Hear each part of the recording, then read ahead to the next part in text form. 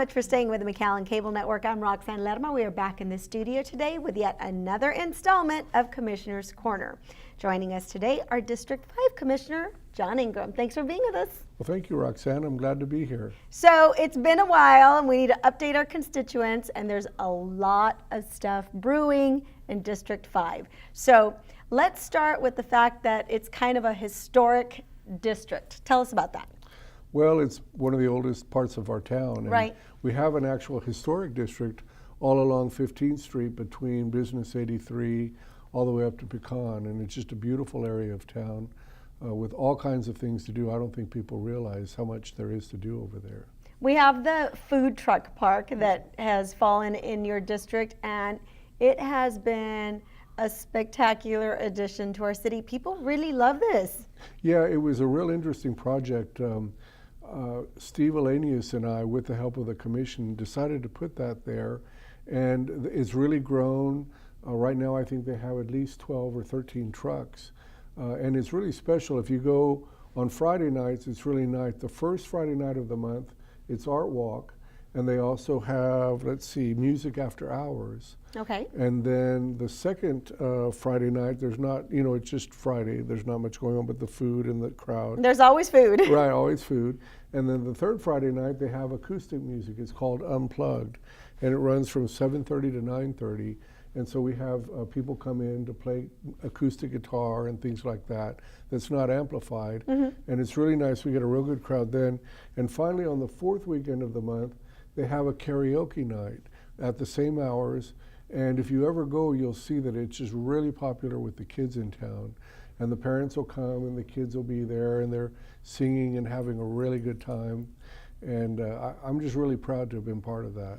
I was telling you that my son has actually been out there on a karaoke night, and that place is packed and the lines are pretty darn long. Right. at all of the food trucks, so it's really popular. Oh, it's real popular, and they have some real unique trucks there. Some of them are selling this rolled ice cream. I've heard that there's a line for rolling with cream, right? Yeah, it's really good. And Cuban food, Venezuelan food, just all kinds of different stuff. We have a special Venezuelan in our department, right, Miss Carolina, so we got to get her out there. Yes.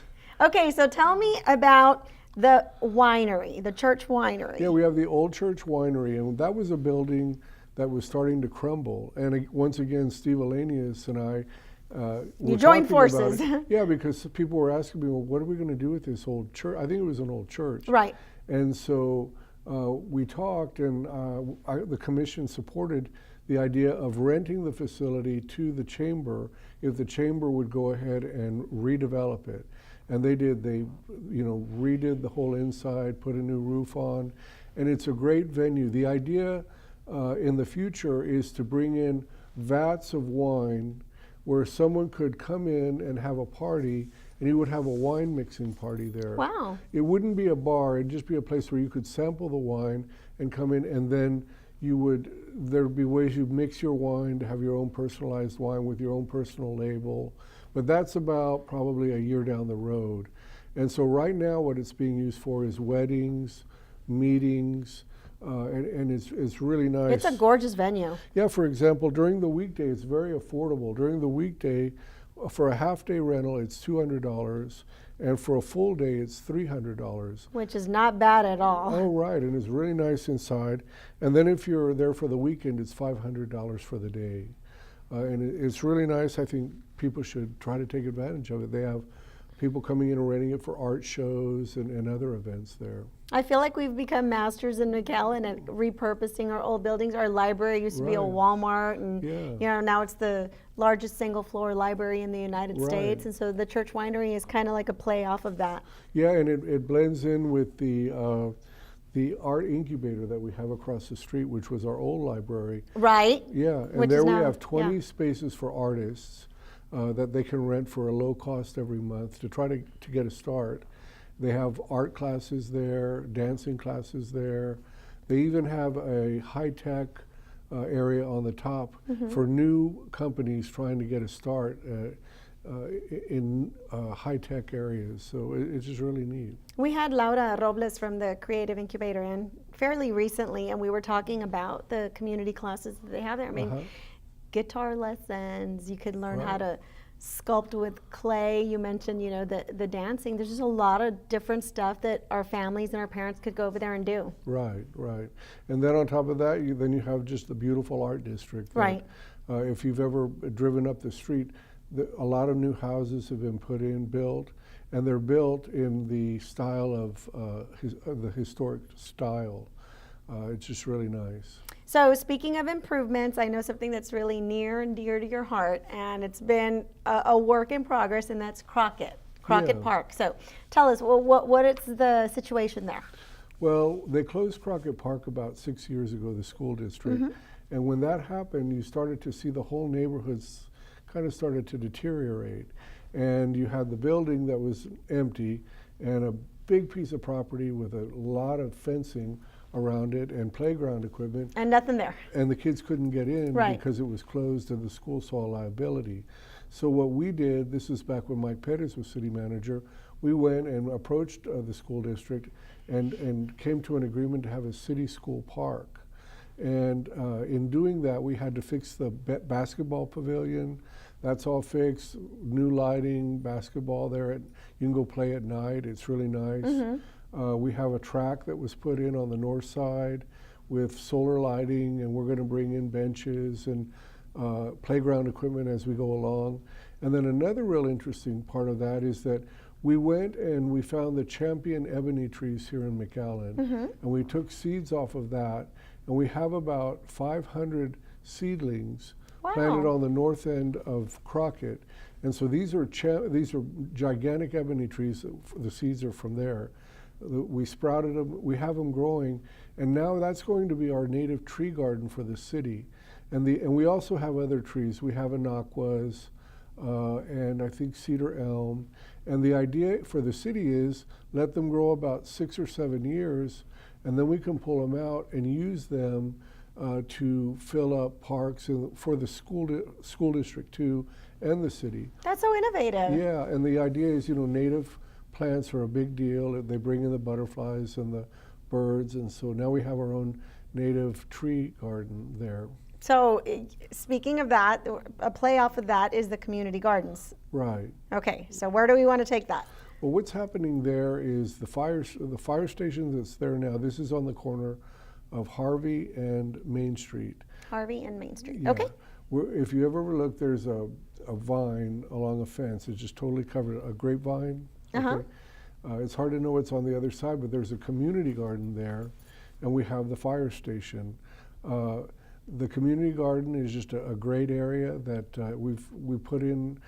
John Goolsby and I came up with the idea about probably 13, 14 years ago. Oh, wow. And now we're seeing it come to fruition. Yeah, oh, and it's really beautiful. You can rent a space there. It's 20 by 20, and it's a little garden plots that you rent, and it's organic, so you can't use, poisons and things like that. It's all organic farming. That's great. And they have about 20 little plots there, and people come together. If you live in McAllen, you can be a member there, as long as you can get a plot, because there's a line to get in now. Is there really? Yeah. Wow. Yeah, and it's a great community of people. There have been 2 weddings there, as a matter of fact. So people met there. In the community garden. Yeah, they met there and fell in love, So you're planting the seed for love too. Yeah, and they actually got married there too. That is super cool. So that's been several years ago. But so the idea has kind of taken off. Yeah, it's really neat. It brings the community together. We're all so busy. It's nice to be able to get together with your neighbors on the weekends or in the evenings and garden, and it's really popular.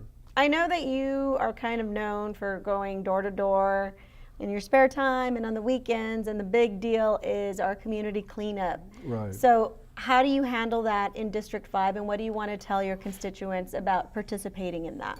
Well, the very first time that I ran, I remember I met this little lady, and she came to the door and she said, "Why should I vote for you?" She said, "I'll never see you again." And so I said, "Well, ma'am, well, that stuck with you, right?" Oh yeah, I said, I think about her today, and I said, if I win, I'll come back and I'll find a way, and you'll see me every year, and I'll at least come by once a year. And so when I got in, I was talking to Chris Lash at Keep McAllen Beautiful about what I wanted to do, and she said, well, John, we can have these neighborhood cleanups, and you can pick certain areas and come in and bring in some roll-off dumpsters and get the area to all clean up. And so I've been doing that ever since I got on the commission. And so just to give you an example, an area I would do would be the area north of Mac High to Nolana between Bicentennial and 23rd. And that's one area. Another area would be Pecan to Business 83 between Bicentennial and 23rd.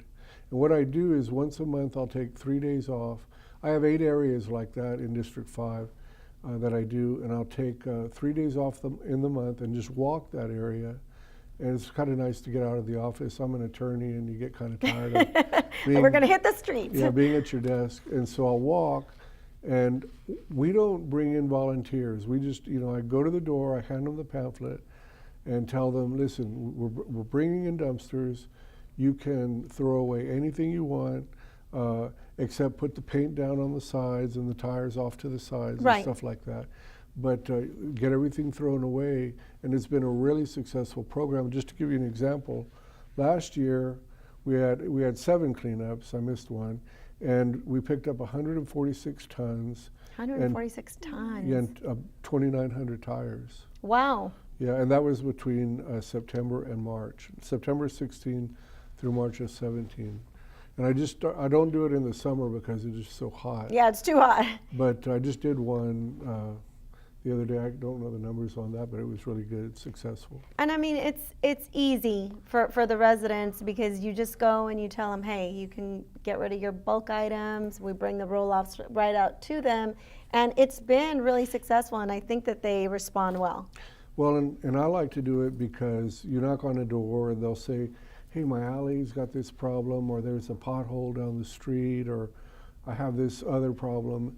And they'll also talk to me a lot, and so. You keep in touch. Yeah, it really is a good way to give back, to give back to the community and have them be able to have confidence that I'm trying to do a good job. Okay, lastly, I wanted to talk about the sidewalks, because that's also a work in progress in District 5. With my last campaign, the Homeowners Association in Old Town came to me and said, hey, is there any way we can get some sidewalks here? And we're talking about the area north of Jasmine to Pecan and Main Street to 10th Street, okay? That's a beautiful area of town, and if you ever try to buy a house there, you'll find it's expensive. I mean, it's not cheap anymore to move into Old Town. And so I listened to that and went to Mr. Rodriguez, our city manager. He was gracious enough to take those recommendations seriously, and he put together in this year's budget the sidewalks that we're going to build there. We've decided, though, that where there are already sidewalks, there's some 3-foot wide sidewalks that are a little older. Those are going to stay. We'll probably leave them where they are, but where we don't have sidewalks, the commission's going to go ahead and build that. And the reason they're important is because we've just put in some bus stops on the Main Street side of Old Town and on the 10th Street side. And so we think it's important if you're in a wheelchair or a lady with a stroller or a man with a stroller and a baby want to get to one place or the other, you have the sidewalks to do it, and you don't have to walk out in the street. Excellent. So a lot of exciting things that are happening in our District 5. Right. Commissioner Ingram, thank you for stopping in. We Thank really you. appreciate it, and we certainly hope you enjoyed this edition of Commissioner's Corner. For the City of McAllen, I'm Roxanne Lerma. Thanks.